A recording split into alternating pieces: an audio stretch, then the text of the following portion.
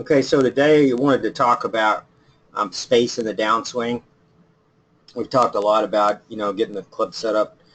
Even though we talk about not being like a backswing company or whatever, when we do work with backswings, if we're building, because we have to build swings from the outside, being that most of our players are on training with us online, so we need to get them on the right track with their wedges, and that kind of transfers up the scale to the full swing, but it doesn't always have to be like that. We're going to talk about a couple options, but one thing you'll find with a lot of great ball strikers is width in the back arm, especially the modern swing versus a swing that would you say might be old school or something like that way back in the early 40s and 50s, which had great ball strikers.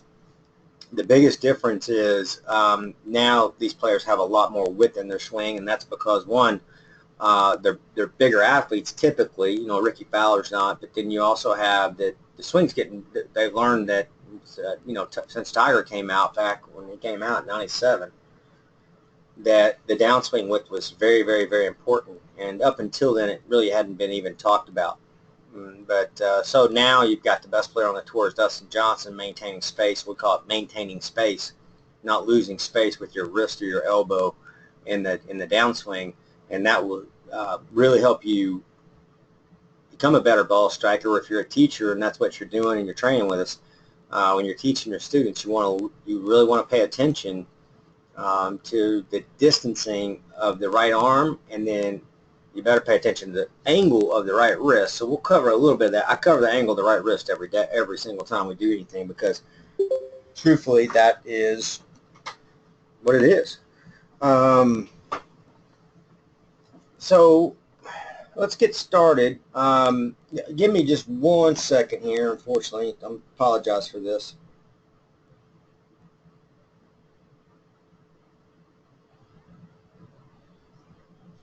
Okay, so yeah, with we got a new point. With the right arm and the back arm, with your left hand, and I mean, you can. There we go. Okay, good. And so the back arm, as you get away, now a lot of people focus in the old days. There's obviously most people have heard about keep the left arm straight, and it's not real good terminology or vocabulary. Which you've already heard me say about Harvey Pinnick had the best vocabulary. How you say a word can determine a lot of what happens with the body just by what you're communicating. But it definitely keeping the left arm straight for most people, the way they interpret that, they do keep it straight. They lock up the energy and it doesn't seem to work. What you want to focus on is you want to focus on maintaining width in the right arm. You want to, especially on the downswing. So here, and then we've got a video that talks about that, is feeling like that right lifeline is pushing away. High, it's kind of pushing up high and out and away as your right side, because you still have to have the basic principles. I mean, the whole right side turns and all that stuff in thoracic. But what we're looking for is the feeling most people have to have is this right hand is pushing away but not casting. And then so what will happen on the downswing, there's a resistance in the right wrist. You don't want to fake that right wrist out. Most people try to down cock that right wrist to get fake lag, and then they'll get the club real steep. The left arm will get real steep again here, and then they end up with a big flip at the ball. Happens all the time. Where I like to see as a way is, because if you get the side of the shaft like he has, it's loaded, it's very nice and balanced there, is pushing the right wrist away this way on the downswing as well, but not casting it down. There's a big difference. Or what we call down cocking, which we'll take a look and find a player that kind of down cocks a little bit. So we want to keep this space wide on the downswing without uncocking that wrist. And with that being said, we want that elbow to maintain its space. And if you do that, the reason why I'm saying that the feeling would be better in the right wrist or in the hand, the palm, the lifeline of the hand. I always talk about the right lifeline will push away.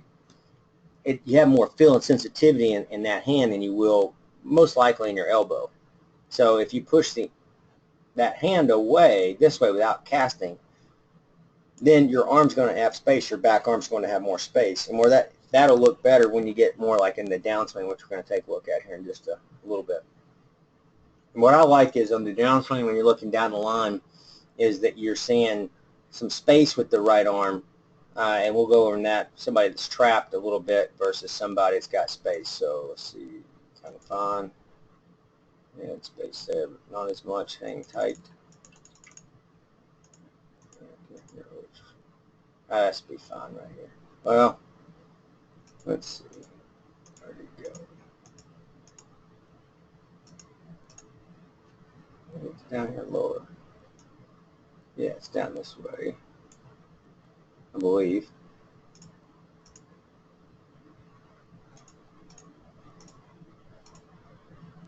Oh, that's not a good.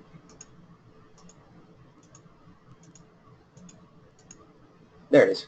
So let's take looking down the line with somebody that has some space in their downswing. So as you go up, it's doing exactly what we talk about here. That would be, that's when he'd won. I think that was going on his third major. That might have been the fourth major. I can't remember. Yeah, see, he'd won the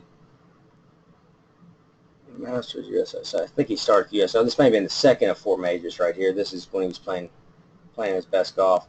But as you look, you can see the elbow is in front of the hip, and that's one of the things that I like right here. Notice some players that play, but you can see that elbow is in front, but the shaft is behind, in between, off that left wrist right there. So he's got the elbow in front, and he's got a nice shaft angle off the left arm because the right wrist is angled right. That's the easiest way to say that. Stay uncocked, but you can see that elbow has got space. So obviously, when the club comes through, it's going to have a lot of freedom.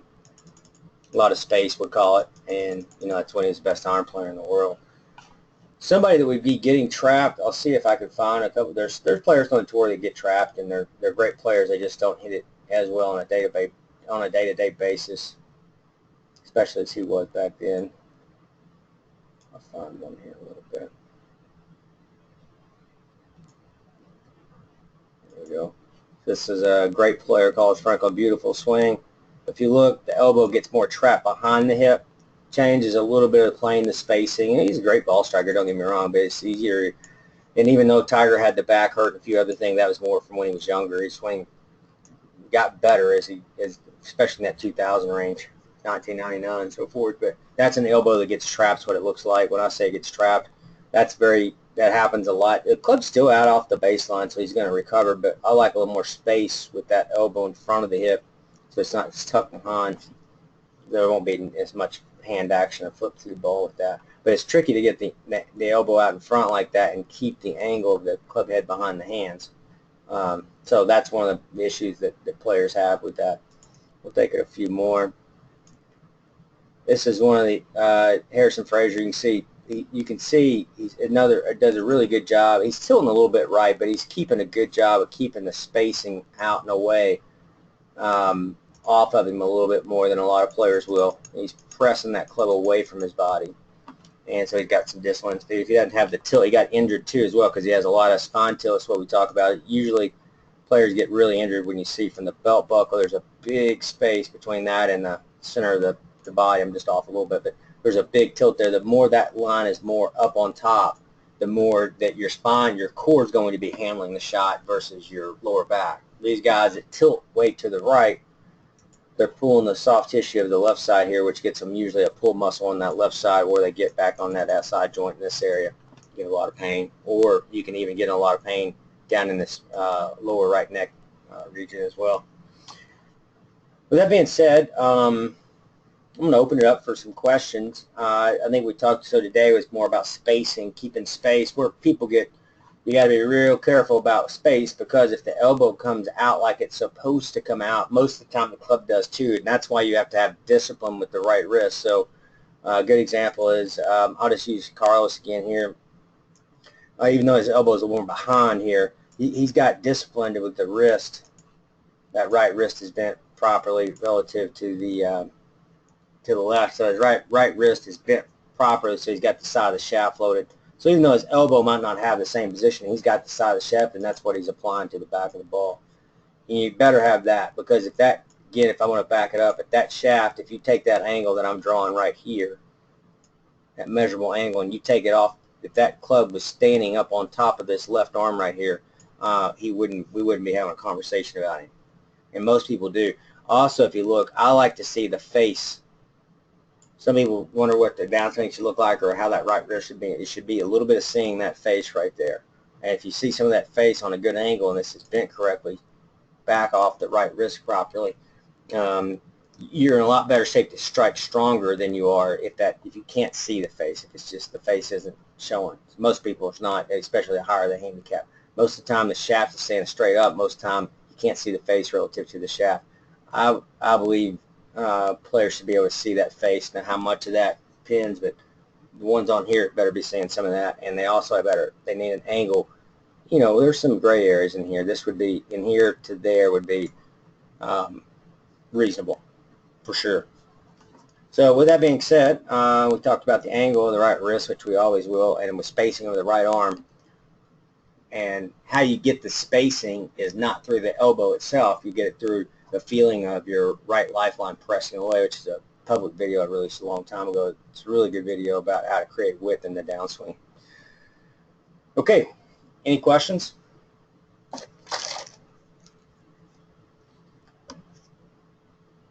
Yeah, I had questions, Greg. Is this more difficult to do with shorter irons since it puts your arms closer to your body? It's actually a little bit easier. It's harder with the driver because with the better players, the drivers, like you can see with Carlos here, the driver's longer, so it has more effective droop in it. So it's trying to get behind their body. Now amateurs can still stand. As you take the angle from here to actually where his left wrist angle is, that's how far that club's behind his hand. That's a long way behind. Whereas amateurs are going to be standing that club up more vertical, and when they do that, you're going to start seeing more casting and things like that as well. They'll also pull out when an amateur gets that elbow, his elbow is starting to come in front, but it's a lot more behind the hip than like Tiger was. It's not the exact same frame. It's pretty close. But, Tiger's elbow would have had more space right where his hands are, right in this area, and then he would have had a little bit steeper angle right off the shoulder, which is a better plane to deliver, so he'd have more space. We call that's one way of having space. And then the second way of having space, that's downswing from the down the line view. And then if you take the face on, which I want to just find some face on, anything face on will work, that's fine. So when you go face on here, you're dealing with a different type of space, like the space that you have this way as well. So he's got, great angles in here and all that stuff because the right wrist has stayed bent. And then you're looking at these angles. How well is that collapse? I'd like to see that personally a little bit wider, and he would too. He probably is now. He's working with Butch, so he's probably a little wider than when that was actually shot. So that just gives. So that's another form of space. Is this radius that you have here, this relationship, how wide that is, that elbow is away, with maintaining the right wrist discipline. And then you have downswing space, which means the right elbow and then the angle of the shaft. So you can have space with the elbow on the down the line view like we were just looking at, and if that shaft's standing right up on top of the left wrist, you're not going to get anywhere, is my point. So there's kind of a few different things you're trying to look at here from two different views that will help you deliver the club more effectively.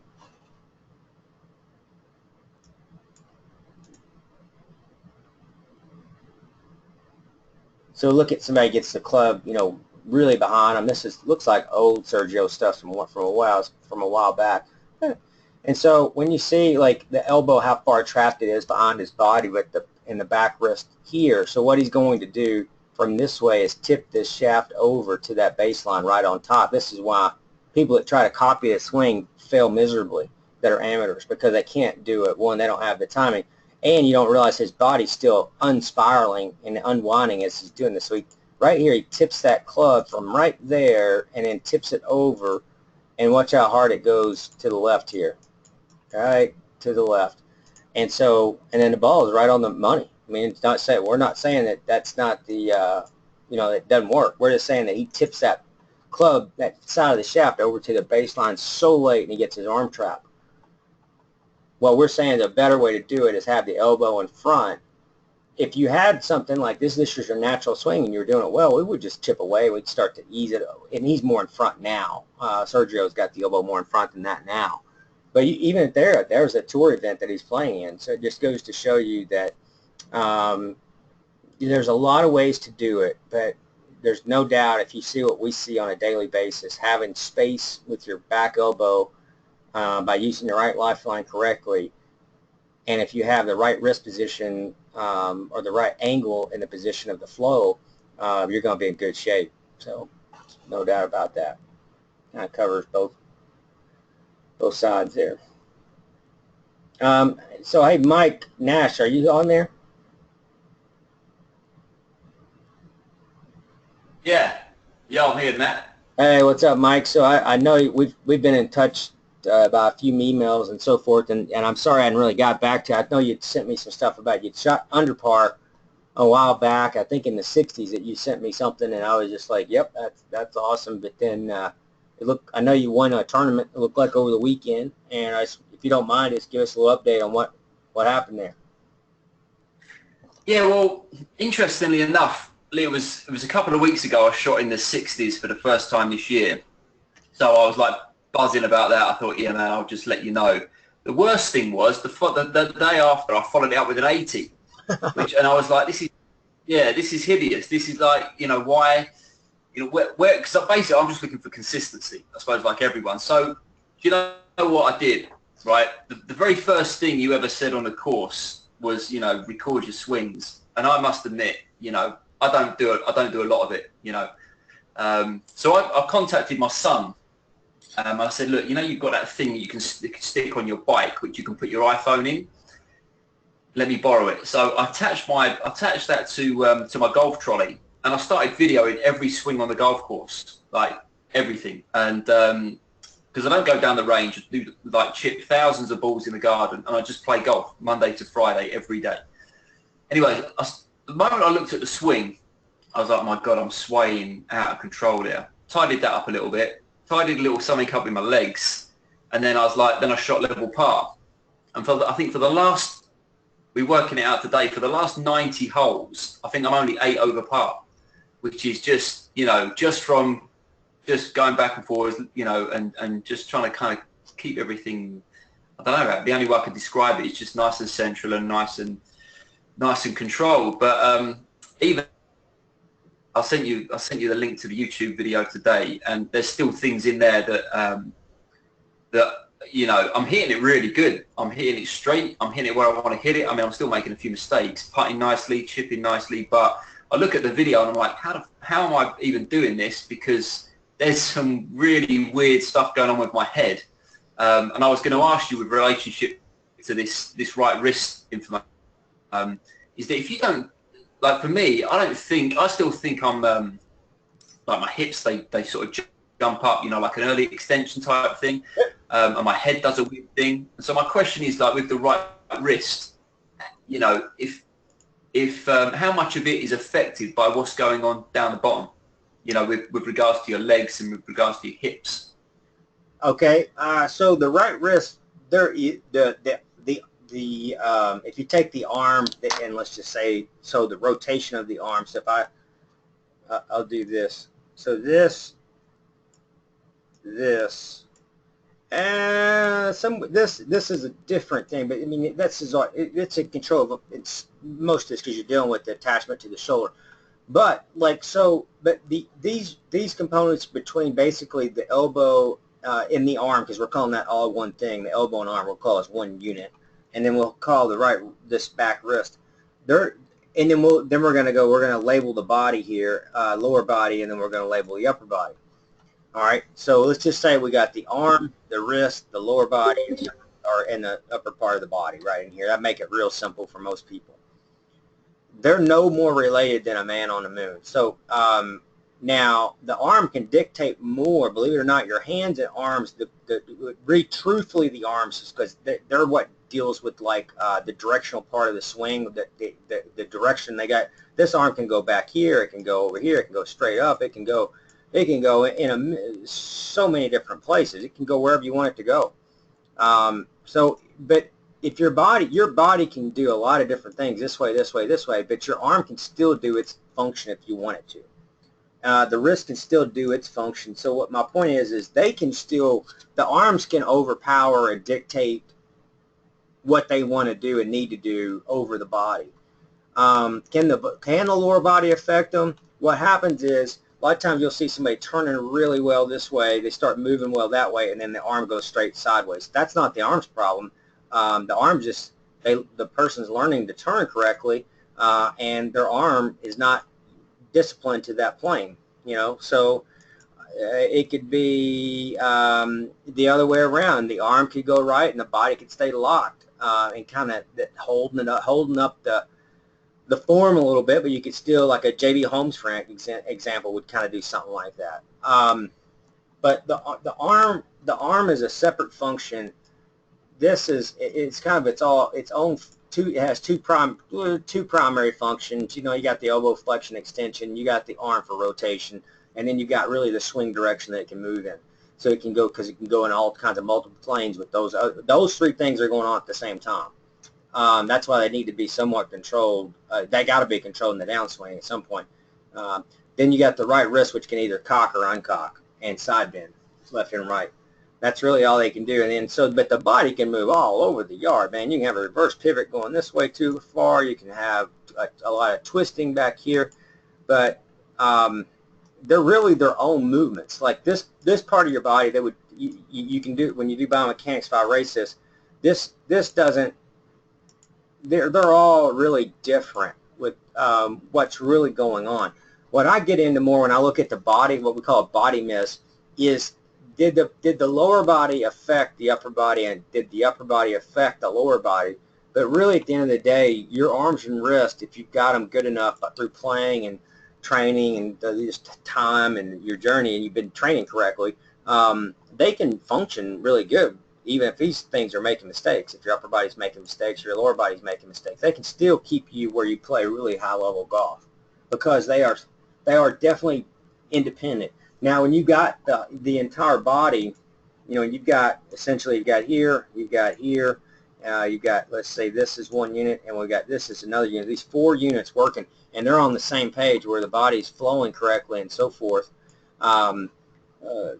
Then, yeah, no doubt about it, you'll be playing better. But the biggest thing is understanding you've got to find that you don't have to find the backswing like we're talking about. I mean, I'm just trying to help people out find it a little easier, because it makes their wedge play better, gives them, definitely going to improve you if you're online. But one thing you can't forget, the one thing you can't not have is the slot in the swing. And so for Tiger, this would be as like if we had a model swing, and of course it's easy to say because he won 4 times, you know, that majors that year, and he was the best iron player in the world.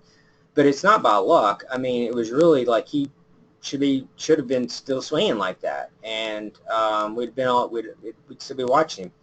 But my point is this is the model, really actually a model swing. It's not who I used and who I came up with, but you know, he keeps the spacing with the right arm, the right wrist is bent correctly, his lower and upper body's functioning at the proper times, he's in posture through the swing. I mean, back then everybody would tell you he was by far the best ball striker in the game. It wasn't even close. So I think the webinar last week or 2 weeks ago when you mentioned about seeing the club, like seeing the face at the backswing, that imagery in my mind, I think that was one of the things which which really started to help. I know you said it before, but I was kind of looking at it, and I know if I don't get that right, I'll fire a ball off to the right and it keeps going right and it's still going right. But when I get that, when I get the right wrist, you know, correct, as you say, and I can sense a bit of the face kind of pointing, you know, back towards the camera if it was down the line. Yeah, I feel like since then I've just been hitting it straight. I've just put a link to the video I did today, if you get time later on. But yeah, that makes sense actually, because I don't think I think there's things going wrong in my body, in my head. Yeah. But at the moment, I think I'm doing a good job of just hitting it out the middle of the club and hitting it straight. So, you know, the other stuff, you know, I just tidy up, I suppose, slowly but surely. Here's Tiger when he was younger. He's probably, cool. I don't know, this is probably like, I don't know, 17, 18, somewhere in that area. But here's a good example of somebody, I mean, he was dominating even at that time. He was in his competition. So we'll take a look at it. If you look, even here, you can see the face.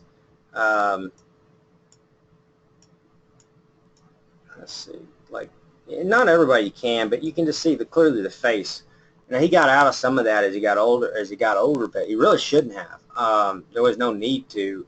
He still had that in that with that last video that I was showing. He didn't have as much of this, but that stuff, so they proved, like Dustin Johnson proved, that all that stuff seeing in the face is not a big deal. It's the angles you're delivering and how well your body sinks in circles in your downswing as you're maintaining posture. You got that, and you'd be good to go. And so most amateurs need to be seeing that face like that. I'm telling you, it just makes life a lot easier if you do it. Because most time people will see the face like this is when he started to change a little bit. He's going to have some of it. Just like I said, a little bit of it. You'll have it here pretty soon. There he's showing it right there, which is, I mean, you can see here's that arm I was talking about. One of the things that want the spacing in the arm. And you got that much space, that arm's out in front of your hip, and you got that thing sitting on the baseline, tip where it needs to be. That's a really good sign. Put it that way. Yeah. You don't have to have the elbow. It doesn't have to be out here in front. If you can do it and maintain this discipline here, that's special. I mean, it really is, because most time people have I see the elbow usually way out here, but the club head's on this side of the golf ball. I mean, it's what we're saying is casting going over the top, 3 feet, which is much easier, and the elbow's out in front, because it can't just be elbow. You can't just say, okay, get the elbow in front. You can't do that. You got to. This right here is your baseline. This has got to have its alignments. But if you have the elbow in front and you've got these alignments, because like even if you look at Jim Furyk, he gets his elbow, he gets a lot of space early, and then he closes that space, and he doesn't have a lot of space coming through. But because of the way his elbow is bent, he has a lot of space. He's got more width than what it looks like he would have. So we're going to look at it. I can find him. It's just a different look, but it's the angle that his elbow's on as well. That's a big good one. This is when he got his back injury. It was before he got his back injury, and so his swing's actually a lot better now. He's got a lot more space. So you can see here, actually, if you look at how he bends his right wrist, because he's so close, it's actually pretty darn close to bending on the axis that he sets it up on. It's not as bad as it looks. And then he does a sink circle and obviously gets behind. You can see how far that elbow is behind, but he's got width because the angle of the elbow is totally different pitched. It's in a different, we call it, there's different names you can call it, but it's more bent outward. So there's actually more space. That's why he's really shallow through the ball. So he has a lot of space with that elbow being trapped, but the shaft's not trapped. Because if his elbow was pinched in with how far it was behind, we wouldn't even be having a conversation with him. So his elbow is perfect relative to what he's really trying to do. And he found that because he found it. Nobody taught him that. Nobody, and there was a lot of people trying to talk him out of doing that. And if they would have, he would have never been on the PGA Tour. So, and he would never been the guy that was shot the lowest round in the PGA Tour history. He found components because he played golf, and he played competitive golf, and he gambled, and he did all the things we talked about in the process. And he just created ball flights. Now, he got injured doing a lot of this stuff because he realized later he didn't have to have some of that softness in his lower spine and some of these other things that got him injured, because it did get him injured, almost career-ending. And when he changed his swing, he got himself a little bit more space with his body, with his elbow and body, and not as much tilt to the right on the face on view. And you know what? He's been healthy ever since. And he's got the lowest round on the PGA Tour history, 58, which is awesome. Yeah, sure. So cool. A lot of different ways to get it done. The biggest thing is always, I know everybody thinks it's cliche, but like we just had a player that played in the U.S. Open sectional qualifier. The guy last year struggled mightily, never really made a cut, didn't play worth crap. He came to, we weren't working with him. He came to us, desperation mode. He had one lesson with me, and he says, I'm going to move down here, and we're going to give this one last shot, and we'll see what happens, because this is my last year if we're not. Well, he's won 3 times, a 2nd, 5th, and a 6th. He was in 2nd place through U.S. Open sectional qualifier through 12 holes, through 18 holes. I believe he's in 4th. They only took 3 spots. They played 36. He finished 3 under through 36 holes, which would have been, he would tell you if he was on here that it would have been impossible for him to do that last year. And he has the talent. But the way we did it was, it would, we've added, definitely, we've added the techniques we talk about on here on an everyday basis. But what we found was, I found it immediately because I've been around these players for a long time. He was broken mentally through overtraining, technical training, and his swing was, it wasn't with, it was within the gray area of our standards, but it wasn't where we wanted it technically used. So we wanted to add our new stuff in. But the problem is, when they're broken like that, you can't even put your new stuff in because they're already broken. So, because what they'll do is they'll go play one day and say, oh, that was great, and the next day they're stuck again because they're hitting 6,000 balls on the range, no putting, no chipping, no playing, and they're hoping to find the secret, and it just doesn't ever happen. And so I got him to play the game again and get after it, get the holes. I said, you have to get the holes in. If you don't get the holes in, you got no chance. And then what we did is we looked at everything and we said, all right, you get the holes in. He got the holes in. He started to see his game start to chip away and started saying, whoa, man, wait a minute, we're getting better. And then all of a sudden we started to apply new techniques. And I told him when we first met, I said, you don't putt well enough on the tour to play on the tour. And he's like, oh, no, I'm a good putter. And I was like, not enough. You're not good enough. I've been out there. I know what it's like. You as a coach, you don't putt like those guys putt. Not even close, because you don't hit it good enough, so you don't understand. You're chipping up for putting for pars and so forth. He starts hitting it great, and he says, yep, I don't putt good enough because now I've got the opportunity to shoot in the 60s every time, and I can't because I don't putt good enough. So we worked on putting. Then his chipping wasn't good enough because you're going to miss greens when you're playing big tournaments. We worked on his chipping. We have changed everything, but we had to do it so slowly because the fact is he was so broken mentally. And most golfers that come to us, either online or to us, are broken mentally. And so we get them to play and do the things they already want to do anyway. And then we chip in and throw in techniques, and you want to see it changing quickly, motion changing, but it can't be like where you see the motion change and the score's not. It's got to be, I'd rather see the scores changing quicker and the motion not as much. But then all of a sudden, we know when that motion starts getting to what we're looking for, and they're playing enough holes, there's a magic that happens with everybody. It's 100%. It's not like, 70% success. It's 100% success when you start seeing players get the amount of holes they need to play a week tied in with the forms we're looking for.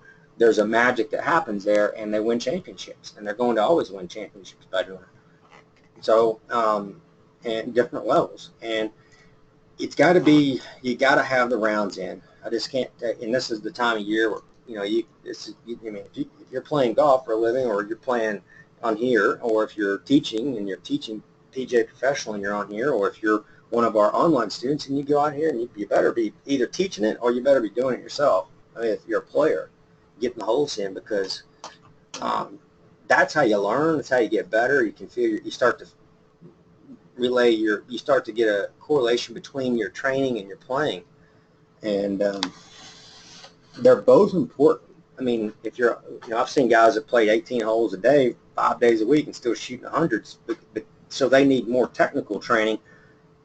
A lot of times people will say, well, somebody has those old habits, it's much harder to teach. I believe the opposite. If they've got all that round accumulation, if you give me a 100 shooter, you give two players. They're both 100 shooter. They're both the exact same, basically the exact same person.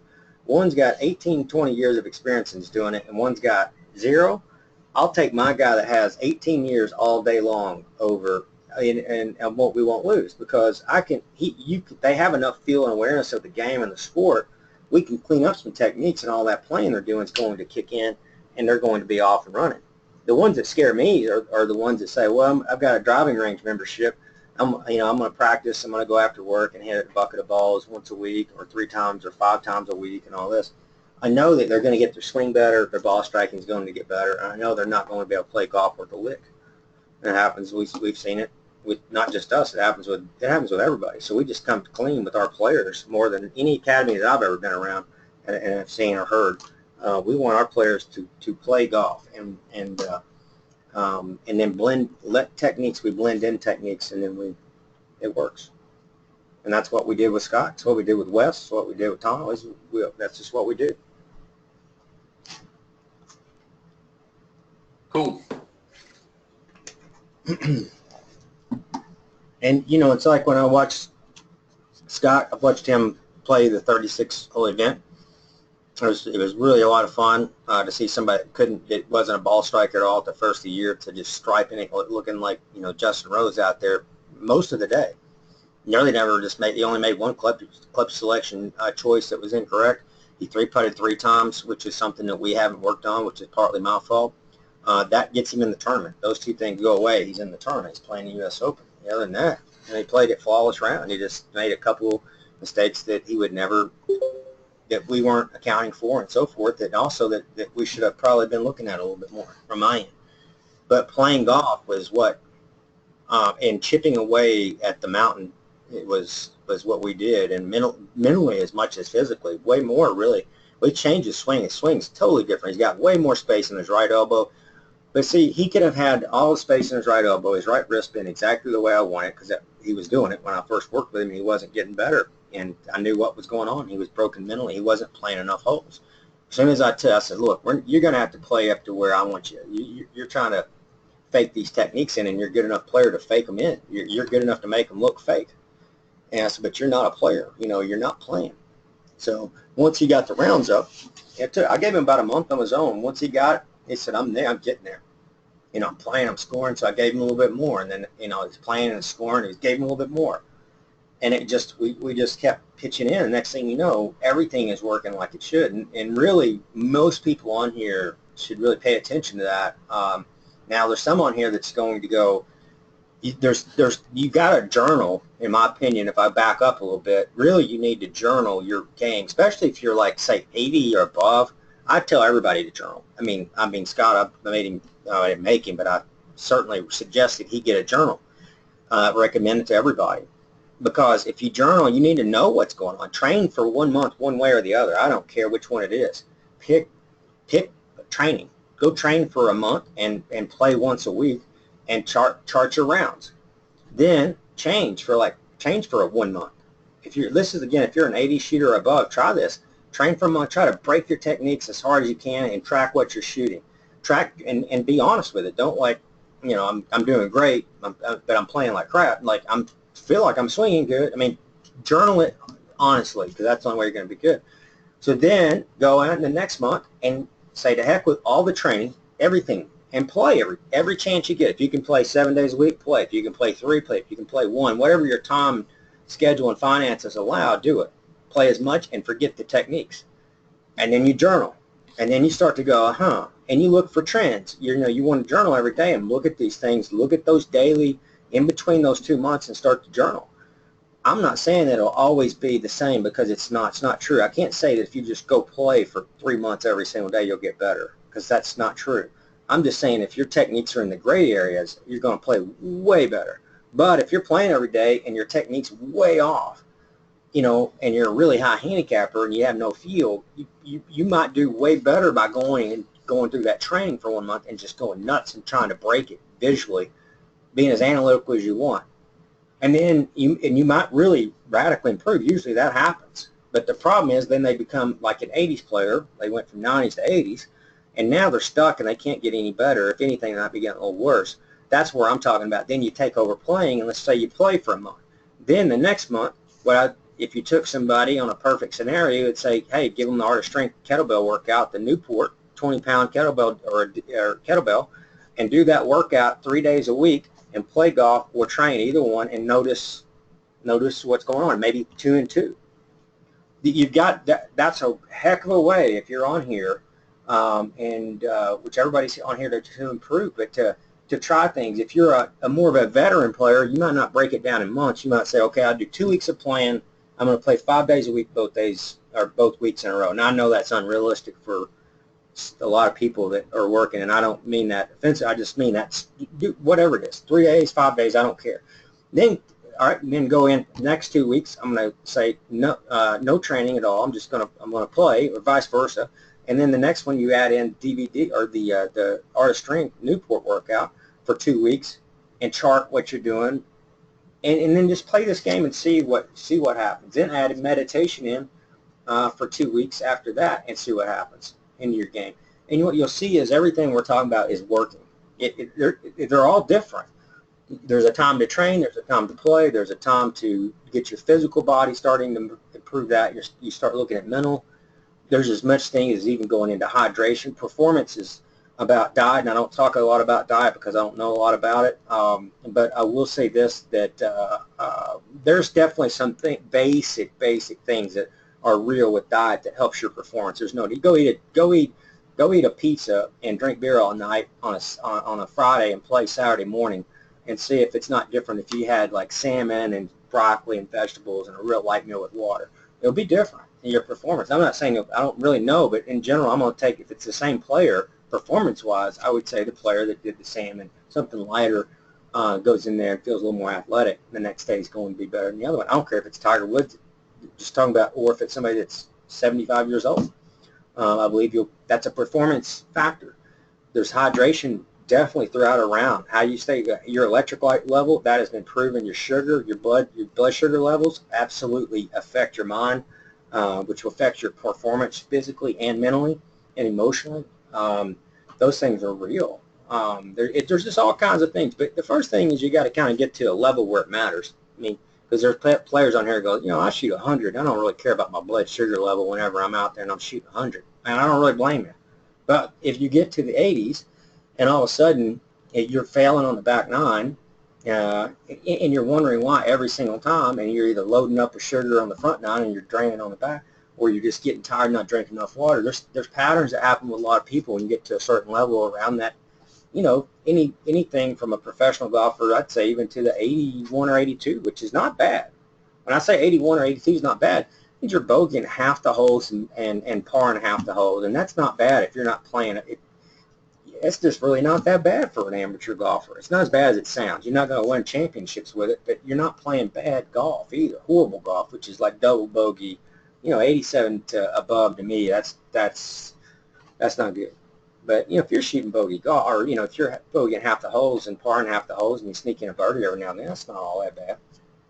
So, like people think it is, it's really not. So, but any other questions on anything? Yep. Sorry. Oh, So, what do you mean by journal something? Oh, You mean get a pen and paper, something digital? What do you mean by that? Well, that's a good question because I didn't explain it, and that's part of the law of attraction. There's several things, and I haven't really went over that probably enough on our online program. I'll go ahead and kind of dabble into it a little bit.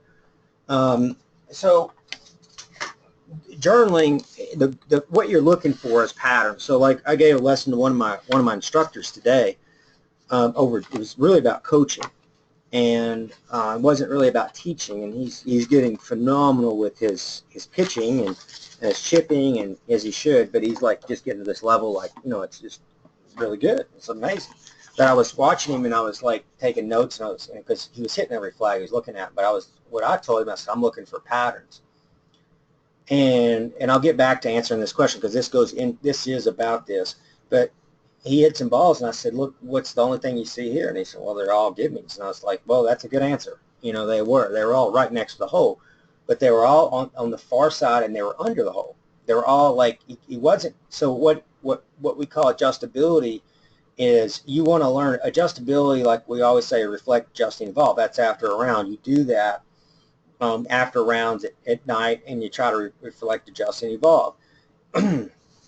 That adjustment has to be made also in live time, in the present moment. So when a great player hits, like, say, 2 shots, they have 3 balls, and this is a drill I do with chipping and pitching. I do it with putting as well. I like to have 3 balls, not 50 of them sitting down there, and I'll tell you why. Because it really hits the yin and yang to the perfect tee. You have a left, you have right, and you have middle. So you think about that. You have patterns, left, right, middle, and you also have short and long. You also have stuff in between all that.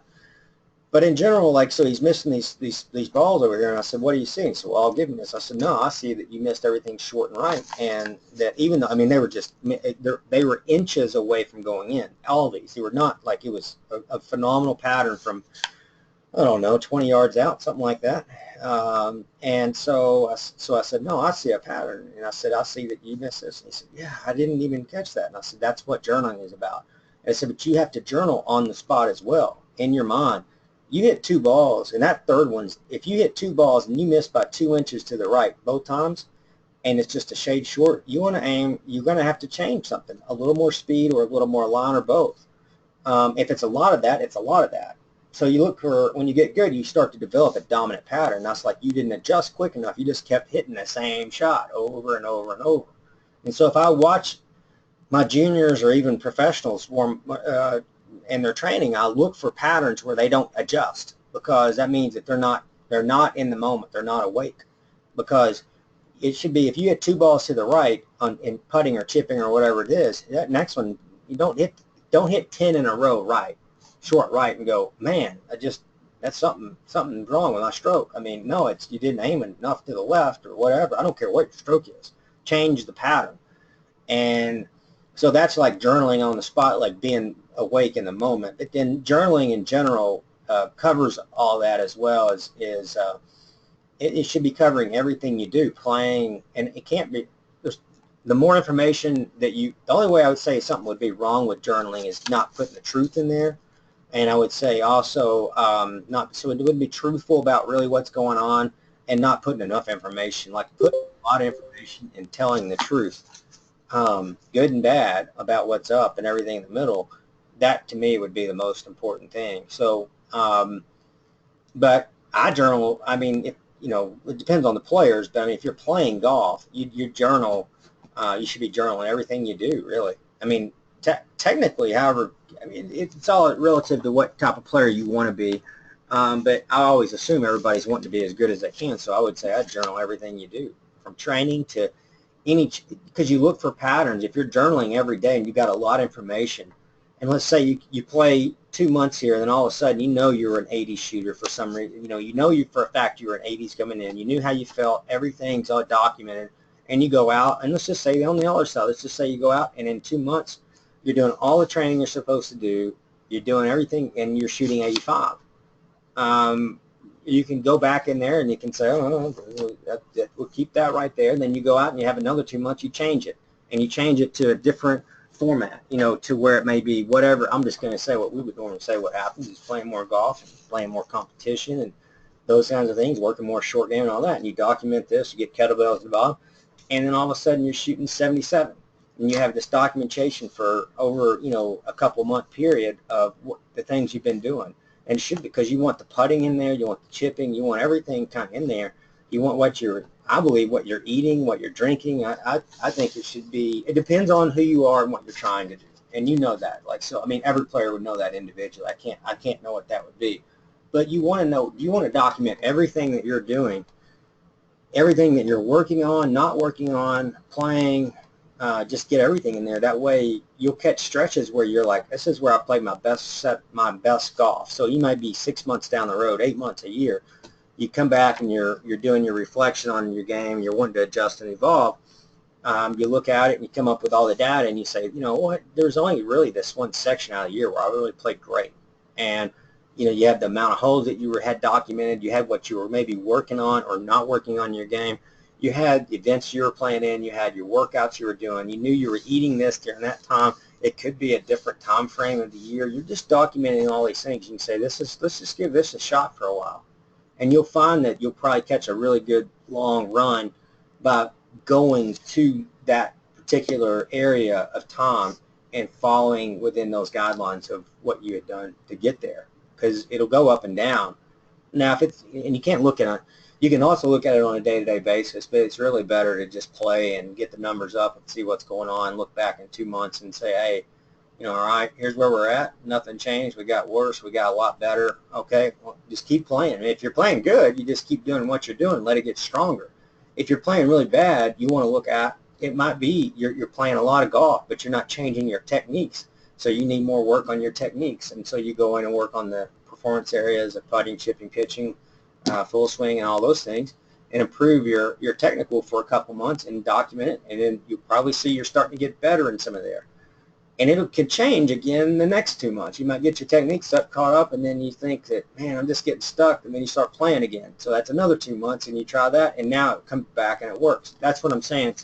If you do it over time, you can really start to see patterns like a financial chart, like a businessman would look at, any business would look at and say, yeah, we suck in these 2 months. We got to figure out different solutions. Or we look at this 2 months and we did phenomenal. What were we doing? And you start to try to do the best you can with what you got and what history's taught you. So So that's the journaling thing. Great answer. Great answer. Thank you. You're welcome. I got a question, Matt. Yes, sir. When your better players are working out on the golf course, I'm talking like in a tournament or in a competitive round or something, is there any advantage? Are they breaking the course up into small sections, or are they going hole by hole, or are they going shot by shot? You know what I mean? Like, do you break the course up into 3-hole sections and go through it like that, or you know what I'm saying? Yeah, so what we were taught was through Matthew Nutting. There was a lot of stuff, great information. He's Roy McIlroy's mental coach, and he's a lot of other guys mental coach on the European tour that everybody knows about, like Luke Donald and Lee Westwood, and some of those, even Sergio's. He taught, one of the great things he taught us, and I had one of my guys I work with that played on the tour that really took a lot out of it and started implementing it, was he said you should play, especially, you know, when you're playing golf, you should play in 3-hole segments. And it's probably the best advice I've been given on mental strategy. I don't know if that's a mental game, because I don't think that's the mental game, but it definitely, the mental side, that is definitely in it, though, because it's a strategy. You know, it's the chess part of it, where you can recover and look at it, and you can do a really quick, reflect, adjust, and evolve top movement. Well, you scout out your round, and you know the holes, and you say, okay, these 3, I've got a goal of being even par. These 3, it might be 2 over, it might be 2 under. Whatever you need it to be relative to what's realistic, and you want it to be, and you think you're capable of doing, you should always be kind of where you think you're capable of doing. And if you want to go wild, I mean, go wild with it. But I mean, it's whatever. Realistically, just pick the numbers that you think you're capable of, and then go play those 3 holes, and then look at it. And then when you're walking to the 4th tee, if you played 3, and you just start going, all right, that 3 holes is done. It's history. It's over. All right, whether you accomplish the goal or not. Now we've got a new goal, like we had set before the round, and it's in your book. Here it is. All right, we're going to play, we're going to play 4, 5, 6, and we're going to do this, and let's say even par. And you go out and you do the best you can for each shot, because that's the most important one you're hitting, is the one in front of you. And you come back out and you do that the last 3, and you do that until you finish. And I can't tell you how many times I've had players that have used that formula, that have come back to me and said, I can't tell you how much that's helped my game. And I was not the one that came up with that. That was 100% Matthew Nutting, and it's helped every player at every level that I coach. And so I would say it's a great question. Some people, now the other day we had kind of minor goals the other day, because there's people that heard the story about Wes, and he didn't like to think of a number. Well, Scott's put me a little bit more in charge of his game. And one of the things we talked about is he wanted to know what I thought would get in. Well, I looked at the history of it, and I thought that 8 would get in. That would have got in. And so we knew we needed 2 under per 9 holes. And it was like, okay, if you don't get, here's the good way of looking at that. I said, when you're playing, we have a 3-hole goal, period. There you go. And he knows the only most important shot in his life is the one that he's about to hit. That's the only one, not what he's before and the ones he can't hit after.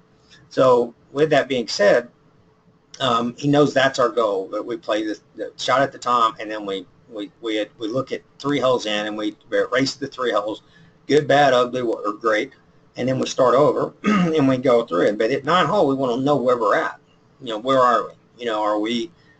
Are we 1 under? Are we 2 under? It's not like you can go, but it becomes important because you need to know where you're at. And the number, because if you go out, and let's just say this happens before, it didn't happen there, but you go out and you get you shoot even par through 18 holes, and 8's going to get in, and you do it. There's more calculated risk that you're trying, and you sneak in an 8 under or 9 under on the last 18, and you get in, because what you're really, you can't just go out and play just shot for shot, because when there might be a shot where you have to go, I've got to squeeze this in, I've got to try to do something and make something happen.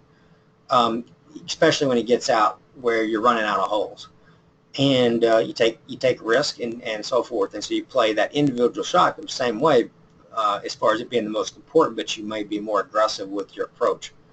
And same thing goes if you're 12 under going in the last 5, you know, and you got out of bounds on every one of those holes, you take you take it easy. You know, you're not trying to limp in. You're trying to make. You can't go take a 2-iron and go limp swing it. You know, you got to take a 2-iron and hammer it and hit real golf shots, and don't soften your heart in your swing. Keep it aggressive and like you would always be, but you might have to soften your approach with the clubs that you need to hit to get in. So, because it does change, and that's what's cool about that 36-hole format. You know, he got off to a really good start, great start early, and it just kind of he got cold hands there for a little bit. Not really cold. It's made a lot of stabilizing pars, which is what you're wanting out there. It's a golf course where if you drove it bad, you'd shoot a million. So he drove it like a champ, and he kept it in front of him, and then he had opportunities, and a real legit opportunity. Just made one, you know, not bad swing, just bad club choice, which is very normal.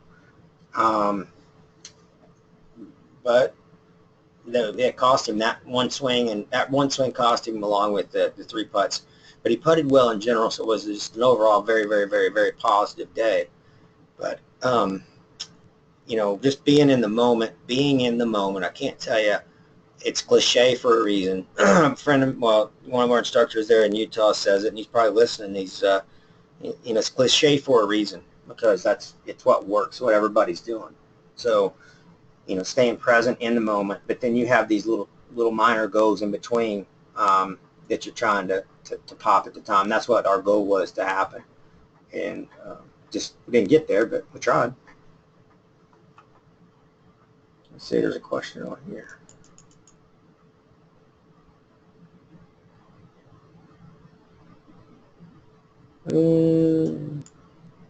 So getting the right hip deep. Well, the right hip works in a circle. So the depth comes from the quality of that, and also your true posture. And there's no way to know that without seeing the swing. So when you say right hip deep, most people have. I mean, that it's. I say it, but it's like that's definitely not what really happens. Because the depth comes through the quality of the circle. So because it's a ball socket joint, so it's truly working in a circle. That being said, it also has to do with your lower body posture, the flexion and extension in the hips. Let's see. If you look here, let's see, what's the question? The getting the right side deep and rotated correctly, like I was talking about, as much rotation as possible. There's no reason not to rotate as much. You still have to control the arm, because your hips, it'd be like not turning your hips if you're going to do a hammer throw or a discus throw on the backswing, because there's a backswing on those as well. You open up the hip as much as you want. The foot's what's rooting you. So that's where you're getting the torque from. You're not getting the torque from necessarily the hip. You get some of the hip because there's a squash between the core and the foot, and there's that compression in the core, but really that's all it is. So by opening it up and controlling the arms correctly and the foot, you're going to get a lot of torque, and so that's why you want to open it up, and you want to time it with the arm and wrist. And if you watch when we demonstrate videos, you'll see my right hip and arm and wrist. They're all doing different things, but they're all in the same time, and by doing that, I give myself a massive advantage of hitting the ball solid every time. If my arms were dominating first, or my hips, or whatever, I'm not saying you couldn't do it. I'm just saying it would be, you would see like it wouldn't look as synchronized as what it would be. And you see these players very synced up. You don't see there's sometimes where people start more with their arms and then they get late, like Fred Couples or Kenny Perry, but you really see more modern. You're seeing more guys have the entire body and the shaft moving very close to the same. They're not moving the same rate of speed, but they're synced up together. That's a better way of saying it, because they're definitely not moving the same rate of speed. So if that answers that. Let's see, we'll take a look at this. I may lose my voice. If I do, I'll get some water and be on here.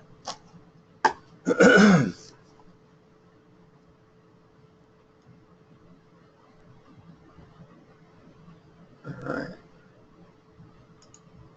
Hey Matt, the slow-mo starts kind of halfway through, kind of Okay. this Yeah, there's a few swings at normal speed, then some at 50%, then 25, then 10. I was just sort of messing around. It'll take just a second, and then I'll get I gotta get some water second, boys. Well, I'll find out for you. The what do you want, like 25%? I just gotta get some water. I'm losing my voice. Cool. That's what you preach about, right? Water. That's it, man. Well, many other things. Yep. All right.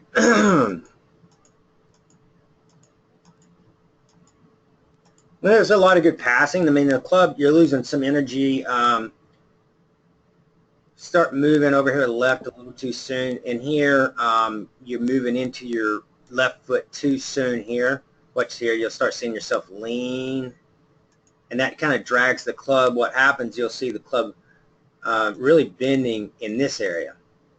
And it's flexing here, but the side of the shaft is backwards right now. It's not rotated, like closed enough. It needs to be more closed there. And then that would be better. It'd be able to stabilize better, because what's going to happen is this is bending down right here, and then it's going to flex out as we move forward through the shot. It's going to start kicking out right there. And so right there you would see, and everybody, and this is definitely a form of lag. So you're also releasing. This is a form of release. Everybody releases, but you're losing some energy in your wrist. Your shaft should be right here for maximum energy. With your hands in that position, you would be there's this whole area here would be, you're losing from here to there max for sure. You wouldn't have it cocked all the way up lateral there like some people think. That'd be silly, because you're going to be hanging on to it, and the timing's going to be way late, and you're going to shank everything and block it way off. But right about there, and all that is right wrist bend. That's all it is. So the right wrist got vertical, and then because it down cocked, and then the club went from kicking back towards your body, then flexing really late and losing energy where you need it. So if this was stabilized more in transition, you'd see a better angle here. So if you paused, if you just got up to the top, just doing this would make it different. Whoops. Just getting up to the pause. Losing it, sorry. You got up here and you stayed in your right foot longer here. Just let everything stay there before you start shifting and rotating back. What you would see, like just a pause for like 3 seconds, you would see this would be different. It would look, and it might be just that much, but it would look different, which would be different, and it would help you. So getting more stable in transition would be better. You're level through the ball, your body alignments, your back shouldn't be hurting there. That should be really good. There's a lot of good positives here. You're working your way under with your right shoulder through the shot. Whoops. That was the wrong one. There we go. Try it again. There you go. So we'll run it. And you're just trying to stay through the shot as long as you can. And your right shoulder really doesn't really need to go too far. See how it gets past outside the right foot here? It's weird. Yeah, you're chasing it too much. Just get that shoulder back over here, because you don't want to get the head over past the outside of the foot here and that shoulder out, because you're losing. You get into your left side, but it's kind of fake. It's like you're getting there too early, and then there's too much forward. You're too much forward through it. We'd want to back that up more and get everything more balanced over this right leg a little bit better. And that all gets fixed too, by the way, by doing exactly what I just said. So if you stay in transition longer with both feet and don't try to rotate back, so you're getting here and you're not stabilizing through the legs and the hips. Right here, you start shifting. Right in here, you're starting to shift this way, and you'll see it when I play it. Just watch your body. You're shifting already. See, and the club hadn't stabilized yet. It's just too early. Gotcha. And then that down cocks the wrist. Matt, would the Go ahead. internal torque drill Yeah. work on Yeah. this? Yeah, I think you've done that one too, right? Hadn't you, Mike? Where you turn the left foot in? A million times. Yeah, but it doesn't mean not do it in reality. we did it loads out in Austin, but I think yeah, I mean, I was struggling out there. I got it in my head, but I think, you know, yeah, it's funny. I saw your video on that recently, so I'll get back to working on that. Yeah, you'll keep, because in containment, we always talk about the shaft, but you're also containing the body. And we don't really talk about that quite enough on those first couple of videos, because it's when you say, okay, you're going to float, contain, deliver, the containment is both body and the float is both the body and club. Everything is, every single thing on there, delivery, sustainment, all that, that's all body and club. So a lot of times people will think about sustaining the shaft and they downcock. They think they're going to pull on the handle. Like what you're doing, your handle pulling here. You're tugging, ringing the bell here, and what happens, that drives this energy really violently down with the club head, and then it shoots it out and away really late, and so the radius gets really narrow, gets really kind of flicky and thin. No, really, and it could be fat too, but a lot of thinnies, and coming out of the shot, skipping them out to the right and flipping them with the driver. It just doesn't work, because there's never enough stabilization in transition. Because most people that downcock, now if you downcock it here and you stabilize that energy down at the ball, we'd have another conversation, but you just don't see it. When I see somebody get that radius really narrow and downcock those wrists, and the body's moving, you know, it's moving way too early in transition this way, and rotationally as well. When you see those two things happen at the same time really early, you can almost bet they're going to be hitting a lot of thin shots and losing a lot of power, relative to what they're capable of. Because it is relative to what they're capable of. Because when I say that, this tells you talent level. Tiger did the same move I'm just talking about, except without downcock. He didn't downcock the wrist, but he spun early and circled too early in transition when he was when he won the Masters this first year in '97 by like what 13 or 14 shots, not 15, something radical. And he was doing it outrunning the club. But he even knew, he's like, I can be better. That's why he said I won basically with his B game. That's why he got in trouble with that.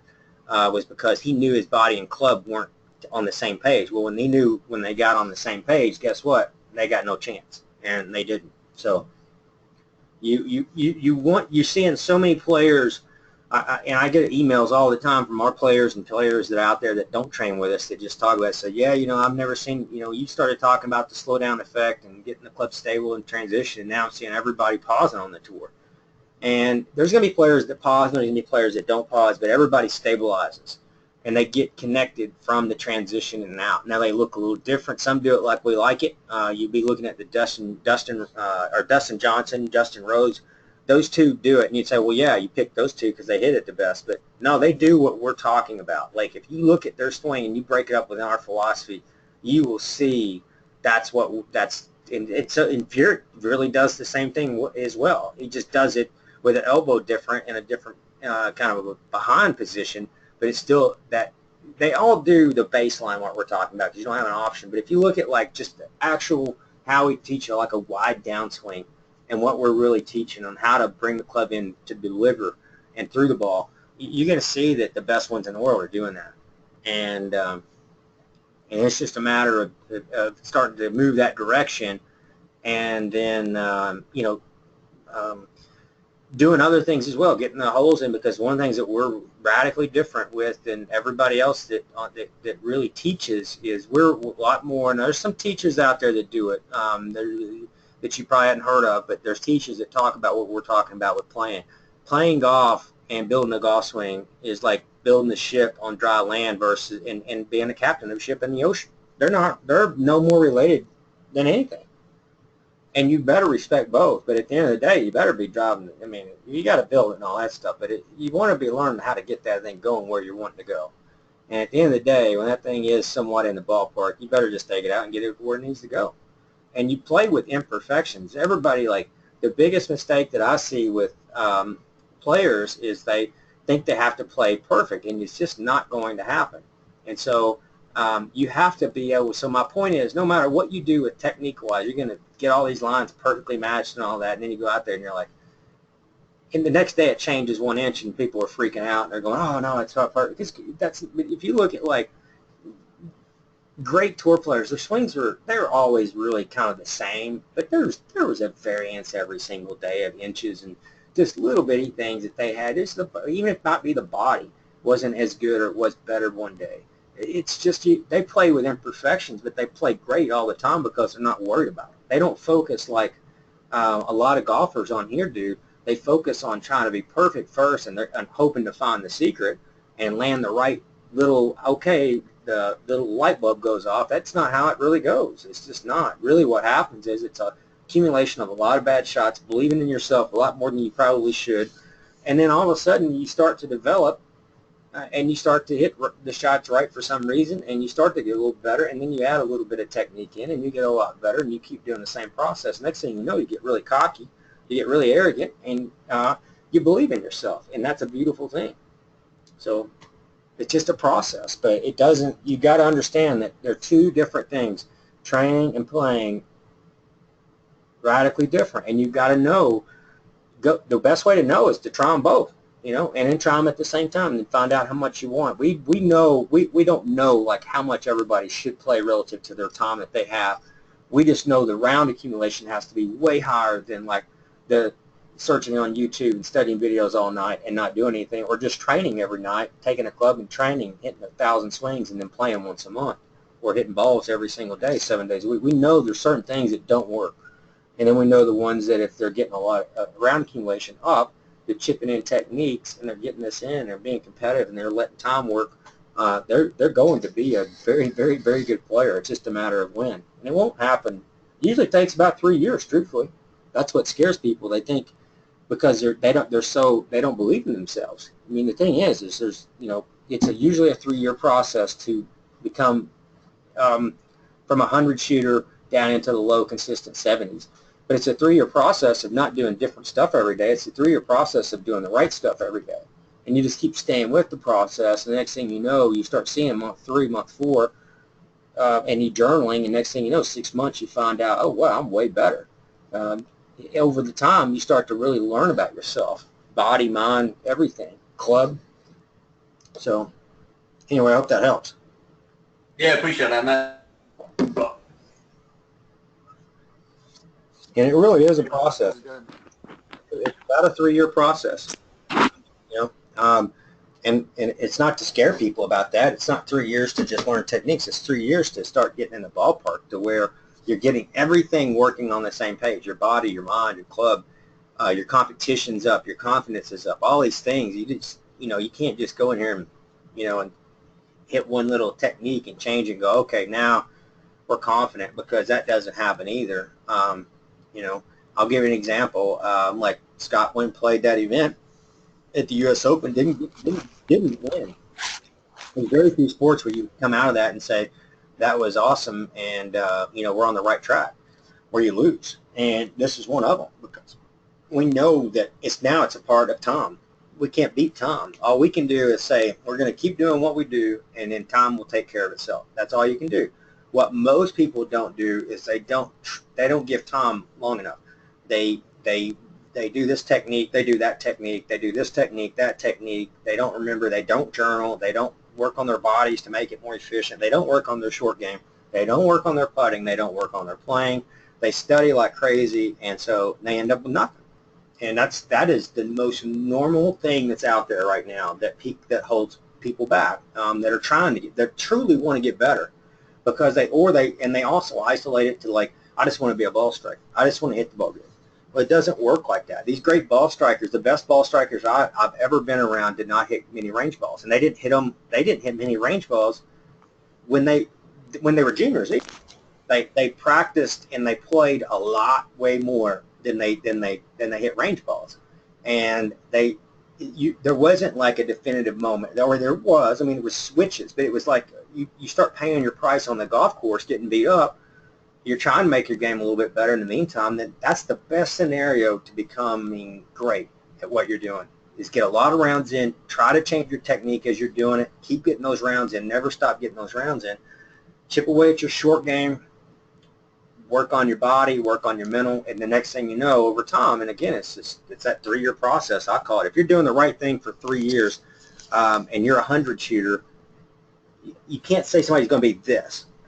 I'm just saying if they have a little bit of talent, just a little bitty bit, just anything, hardly, they should be in the 70s easily, very, very, very easily. and they would be that for the rest of their lives. It would like you've got past that first wave, and now you're good to go. And that's the hardest thing is people won't get past the first wave because they don't believe in themselves. It's not their techniques, or it's not this, or it's not that rounds, or at the end of the day, it's they don't believe that they really are ever going to do it. So they're searching. It'd be like you going out and you see this wave and you go, I got to take this little canoe. I'm going to build this canoe today. And I got all the tools to do it. I want to, boom, rapid fire build it. You get out there and it didn't quite work. And you take that one, you just chunk the whole thing and tear it all apart. And you say, oh, I'm going to build something totally different. And it doesn't work. Then you just keep doing this, and it's still the same thing at the end of the day. If you take the same one and just make it stronger, build on top of it, and make that thing work, you'll get past that wave. Then after you get out there, do something different, make it better. But that's the thing with golf is people are not giving themselves, they don't believe in it. If you believe in yourself, you won't change your swing thoughts every single day if you believe in yourself. That's not believing in yourself. That's believing that in your fantasy land where you're going to run into the right swing thought one day and you, aha, you got it. That ain't how it goes. Swing thoughts come and go, but consistency, when you get past that first wave, you'll be consistent. And yeah, you might have swing thoughts different every day after that, but at first you better be consistent with how your thoughts are and your training and your playing and all that, and know where you're at constantly. And that's how you break these levels and change levels and not be a bad golfer. Or if you're a 75 player, this would help a pro player that's listening to this, or it would help a 120 shooter. You got to believe in yourself, and that's a cliche, but I'm telling you, that is legit. It's 100% legit. And people don't. They have no faith. They're too humble. They want to be humble instead of arrogant, and that really bothers people, and I understand. But you have to realize the best players I've ever been around, arrogance could be inside, not just external. I'm not saying going out and telling everybody that you're the greatest of all time, and they're deep down inside. That's called insecurity. They know they're not. I'm talking about somebody arrogance inside, and you can usually feel it, and they don't have to tell you, but they might tell you. Doesn't really matter either way. If they have it internally and that's who they really are, they might tell you, might not. But I can tell you one thing: if they have it inside, you'll know it by the way they play. And they might be a 90 shooter, but you'll see that player changes levels really fast, and it's only because that they believe in themselves more than the other that does not believe in themselves. And there is a lot of arrogance in that, and people they want to say confidence, and that's cool. I mean, that's just, but it's not really true. The ones I've been around are truly arrogant. If you ask them who the best is, the ones I've been around, they'll act like nobody can beat them. And in their minds, that's a lot of arrogance, but, you can throw it in the category of confidence is fine, but truly it's just arrogance, and it's okay. When people start saying it verbally, that's when it gets a little weird, but it doesn't matter which one they do. If they truly have it, you'll see it, like a Conor McGregor or an Anderson Silva or Muhammad Ali and all them, and you have people that you'll see it, like Fedor Emelianenko, which was most of you have never heard of, but he, he was somebody who was one of the greatest MMA fighters of all time at heavyweight, and he never blinked an eye, never said a word. But when you watched him come out, the arrogance came out really quick, and he was like a Mike Tyson was like that as well. Didn't talk about it, just had that arrogance, and you see it come out. They don't have to tell you. Is what my point is. But you'll see it. If they believe in themselves, you'll see it. I saw it with players, the ones that were out there on the PGA Tour and the LPGA Tours that I've worked with, every one of them was very arrogant, and I don't mean that disrespectful to them. I'm just saying internally they were arrogant. Some of them were arrogant outside, external as well, which, like I said, doesn't really matter. You just better trust yourself and believe in yourself if you want to get better. I mean, I don't care what program you're in. Nobody else is going to. They might pat you on the back and all that good stuff. That doesn't mean anything. You better go start breaking barriers, and you better start believing in yourself and going 100%. I tell myself every single day, and this may come off good or bad, but I tell myself I believe in myself. That's what I say. I just tell myself, I believe in myself 100% every day right now. And I say that mantra over and over and over. And that might not be yours, but I'll say that because it helps me. That's one thing that helps me. And it's not because nobody else, you have to, I would tell everybody, listen to Matthew Goggins if you get a chance, in Navy SEAL, or David Goggins, I'm sorry, I got his name wrong. It's an amazing story about that. He talks about it. At the end of the day, you got people that pat you on the back and love you no matter what. But at the end of the day, you're on your own. And you better do things you do things right. And you gotta believe in yourself, because I'm assure you at the end of the day, really, nobody really can. Even if they want to, they can't do it. It's impossible. It's like my players. I believe in my players, but that doesn't mean anything at the end of the day. It's a matter of whether they believe in themselves and how strong their belief is in them. I've had players that were so arrogant that it was just almost impossible to be around, and but they were the best ones. You know, they were best at what they were trying to be because it was what they have something that didn't matter whether I liked it or not or loved it or not. It didn't matter. That's their feelings. And then you see people that have no belief in themselves, and it doesn't matter whether I believe in them or not. It's not going to matter. They're not going to change that. They're going to be what they choose to be. But it's a habit that I would say, if there's one personality habit to have with your game, I would say have it in life as well, if you can, and try to. But in your game, you got to have that internal arrogance, and it's fake it till you make it was one thing I would just tell you. That is true as the day is long.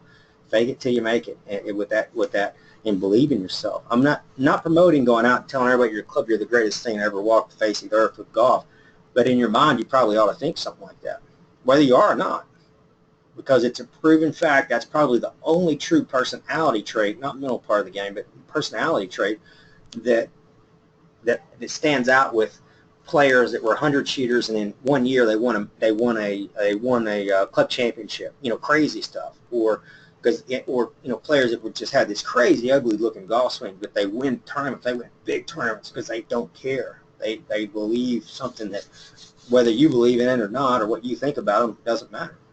It's just like hits a wall and bounces back the other way. So, but anyway, I hope that helps. I didn't mean to go on and on and on. I kind of get into the mental side is a lot, because it makes such a difference. It does make a difference in what you think about yourself. I would tell everybody on here. I'll say one more thing, and then I'll shut up. Is I would tell anybody on here to, to think too much of yourself than not enough, and that'll get you a lot further than the other way. There's so many people that are so hard on themselves and feel so bad about it, regardless of success. I've seen people, I don't know how you even judge it, but I'm just saying that are so hard on themselves, and they're so negative. They have one shot or this or that, or it may be even life, that they're just so insecure and all this stuff, where, end of the day, you just got to believe in yourself. I mean, I can't say it enough. Off the course and on the course, you better do it, because and it's something that's simple. It's free. You don't have to have it. You just believe that you're going to be able to do it, and then do little bitty things to help yourself accomplish these little tasks that may help you believe in yourself just a little bit more. If you've struggled and you've had if you feel like you've never reached your goals or whatever, and whether it's life or whether it's golf, then don't set big ones for a while. Set little ones and start hitting stuff that's going to give you confidence, because you gotta have confidence to make it in this world, and you gotta have confidence to make it if you're a golfer. And it's probably the best advice I can give you, because and nobody, I don't care, your dad, your mom, or your son, or whatever, it doesn't matter who it is. They can't do anything for you. They can show you support and love, and that's great. But at the end of the day, you better be thinking highly of yourself, in my opinion, and because it's very, very, very important for your health. Do you have any more questions? Yeah, Matt, I got a question real quick. The last one, you mentioned a video, and I lost the place. I was going to go back and try to see where it's in reference to, but it was late, and you mentioned a video that, hey, if you guys master this is it. Was that the internal torque drill? You said it was recent? Yeah, just need to master No, it's the right arm, right wrist, and I don't know if it said right elbow on it. Everything was right on it. I'm going to find it. And well, not the webinar. It was the last public. It wasn't public. It was an unlisted video I made. This one right here, it says back arm and wrist function, webinar only. That video is made just for the webinar players. So that one would be one that I would tell you, if you just understand that and you really get that, because it covers the body, it covers the elbow, the arm function, and the wrist function, what their functions really are. And I believe the more people understand their functions, what they can and can't do, then they can start to really improve. At least give you a heck of a start. But that would be the one that I would say that would be a heck of a one to have.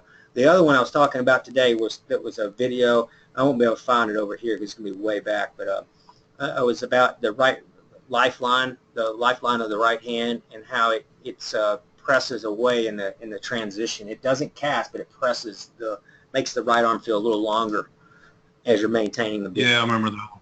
Yep, and that one that would be the one like today, but really the back arm would be, and like this is a good one right here. This is the kid doing it. So this is the public video I released yesterday. And really, I wish it was in slow motion. I didn't video it. It was Teddy that got it. And but if you look at and just study this over and over and stop it back and forth, you'll see he does it really. His back arm, his hip, everything is right on plane with each other. And there's everything that we teach is inside of that right there. That's what we call the conversion. That's actually a drill, but it's also a shot that he's hitting. It's called the conversion drill. And that's where you convert the right arm to the right wrist. When it goes from the elbow and the arm are going back on the baseline that they created, that you created, then right where the right wrist starts to make its bending, it's there, and it's not cocking. You'll see it's very little wrist, but it's right wrist bend, and it's at the right time. But the arm's on the exact spot, and then the wrist is too. And this kid is 12. He shoots under par all the time. It's not uncommon for him to shoot 3, 4, 5, 6 under par, and he won that tournament I think by 6 shots. And he played up into the 13 and 14-year-old division. So just phenomenal. So on that video, it looks like he's just basically staying on the baseline right to about the point where the wrist bends, and then just returning. Yeah, I'm going to pop it up Yeah. here. Try anyway. Yeah, we'll play it again. No, I just the thought I had is that'd be a nice way to sort of get a feel for that. Just do it nice and slow in that short range like that. And it's in just that drill that I got. See, that right wrist is right on the exact line. It should be. There's the time and time. That's just it. I mean, it's really that is the deal. And we're doing more videos right now. We're going to have a professional video done. We've already got it set up, so that'll be happening.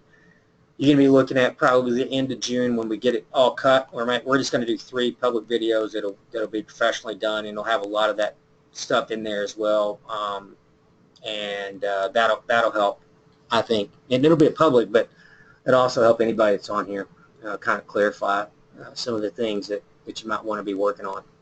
But that video, the back arm and back wrist, that's the one that I would have you focus on. And because there's really only a few spots you can get into. Rotation is one of them. And then if you get the elbow right, you got the converting the back wrist, and it can change. But it can also change in the downswing. So if you convert it late, like some of these players convert it really late, that counts. I mean, it's just a matter of style. I like to have it a little bit earlier, just so you kind of know what you're dealing with. But converting it late would work as well. But there's only a few pitfalls. Rotation is one that gets you into it, not body, but club, arm rotation. The elbow breaks is another one. But that's not much. I mean, it's easy. If you get the conversion drill right, it works up, and the only other way you really screw it up after that is your elbow, what you do. And it doesn't matter the position of it. It's not what it looks like, where it's pointing down, all that kind of stuff. It can be pointing anywhere. It's where your elbow is keeping your width. That's very important in my opinion. So by conversion, you mean that point where the wrist assumes that position, the elbow's maintaining the width? Yeah, so if I was this kid here, right where his arm goes from being to where it's extended to just, I mean, see how it's the wrist is just up a few degrees here. It's not cocked. That's not cocked. That's in. So that wrist being bent puts that club head up just a few degrees above the hands here, but it's not in a straight line or uncocked either. So, and it's definitely not cocked. It's bent, the right wrist. But so that's what I mean, where it converts from that right arm to right wrist, and then from there it's just automatic delivery. That you got to really screw up. to mess that up.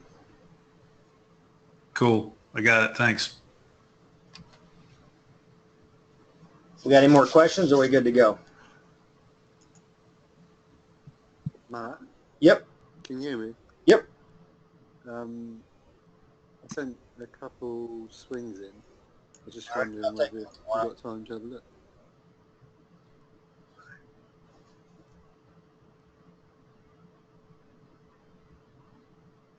That's like a down the line one, and then there's a face on one.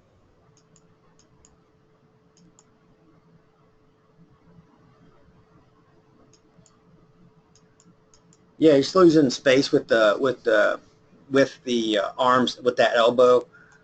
You get the arm. You've got two options. Your arms get a little behind your body here, and that's because it rolls. That left arm is rolling. That's what you're bending the right wrist relative to the left arm roll. So that's why the club gets behind. It's not getting bent on top of the right arm. It's because you're rolling this left arm. You'd want to keep that right arm still down because the forearm turns up. If you look here, that forearm's pointing up at the sky. That forearm should be pointing down at the ground, and that would stand the shaft up a little cleaner. That's one thing you got an option of doing. You got two, and then another option is if you didn't want to mess with all that, which you wouldn't have to, it would just make it look better where it's not getting, your arms are getting way behind your shoulder. You want to see, technically you want to see the arms pretty close to that right shoulder, the arm. Now it doesn't have to be, because you do a good job circling the arms back out in front of you. You start to circle them out late to get back out in front here. But in the middle of all that, you're down cocking, you're losing your radius. But your angles are nice. Your angles are good, but I would tell you to keep more right arm radius. So you're on in a good area. Right arm's starting to get out in front. So you don't really have, I wouldn't really, if in reality, because your arms do get it back out in front, you really wouldn't have to technically do anything there. But what I would tell you to do is to keep more radius with that right arm like we're talking about today. Just basically keep that right hand pushing away on the downswing longer. You're breaking that elbow towards your body. Basically, if you can picture your radius collapsing because your elbow breaks down towards your body and wrist down cock towards your body versus feeling that wider with the right arm. Yeah, I see that. I was working on it with my mate who I train with. If you have a look at the next video, it was a video of him, but like it's easy for me to see on him like what happens, but it's hard to to have a feel. Do you know what I mean? You just train myself. It usually comes back to stabilization and transition. It always does. Most people don't stabilize either the body or the club. They're either down cocking their wrist, spinning their body, or doing both, or pulling out and casting. They're doing a lot of different things. They're not, so stabilizing means stabilizing. So you want to get everything stable in transition, which means you would stop for 2 seconds in your swing. You should stop and then move the club out and away from you. And if you did those two things, simple as that. It would be as simple as that. Your angles are good, but your energy's not right. So there's going to be a sequencing issues and some flipping down at the bottom just because of that. But your energy through the ball is looking all right. Yeah, it looks like you could play, obviously, but like you can play better. I'll look at better or not. That's what I look at. If you look at the top one, there's a face on it. Yeah, I can't. I couldn't hear you. If you look at the top link I sent, there's a face on one with a wedge. Mm-hmm. I don't need to. It'll be the same thing. You know what I'm saying? I mean, that's going to be the same pattern. It's going to be the same pattern, and even if it's not, you still want to do what I was saying with the right arm. I mean, I don't need to look at face on to see that it's down cocking. I can tell how that was breaking back, but that's all I would tell you. You just get your right arm, and the way you get your right arm to function better is by using it, because you feel the best logical way is to do the lifeline like I talk about. Stabilize in transition for a couple of seconds and move the lifeline away from you and press it away from you. Don't cast it. Press it away from you on the downswing. And then you'll have more space to play it better. Yeah. There's no doubt that you will, because your angles are good. Your angle, you can play right now. You could play it actually just right now like you're doing, and you get some rounds of golf in, and you're probably playing good. But you're going to play better doing it, what I'm saying. Okay. I sent you the middle link was just one of our club champ, Joe, who I train with. Um, Send me a link. just wanted to know what you thought of it. Did you send The it? middle link, yeah. Yeah, just in the middle one. The one above that one, I think. This one here? Let's try it. Yeah, One before that one. should say JT. Not that one. It's, that's the other one. That's the face on there.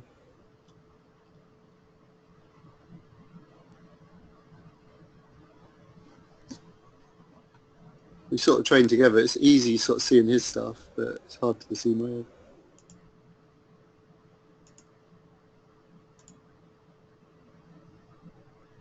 Yeah, see his arms are more in front there. His arms are more in Yeah. front of that shoulder, which is good. He's got the side of the shaft, and you have yours good. You just have different arms, so it's good. That's really good with the arms. A little open, which is not uncommon. Got an arm out in front of him. Flips it right there, down at the bottom. But good. Stronger legs would help him. I mean, got a good golf swing right there. You know, that's very nice golf swing. But he could get his legs a lot stronger. I'd have him in the gym, kettlebell those legs to death, so he can get a better support. And that without a stronger core and stronger legs, his flip would go away naturally. Because his angles, he's got really good angles. He just doesn't have enough stability with his cores and his leg. And he's got great mobility. So, very good swing. I would have his right wrist in a little bit better position, but Like the shaft. it ain't bad either, though. Yeah, his right wrist would be turned down a little bit more, just a little bit, and then that would get the side of the shaft angled exactly, so he wouldn't have to have any rotation through the ball. Even if his legs weren't strong, his rotation through the ball would be less because he'd already have the side of the shaft pressured correctly. And that's one of the kind of the secrets that we do have. It's not kinda, it is definitely a secret weapon. If the players that get that side of the shaft, when they understand where it's designed to be moved to on the axis of the right arm, the wrist bends on top of the right arm, and they get that right, they have the tremendous advantage in ball striking, and they know it. So that transfers into a lot of confidence and so forth. But, yeah.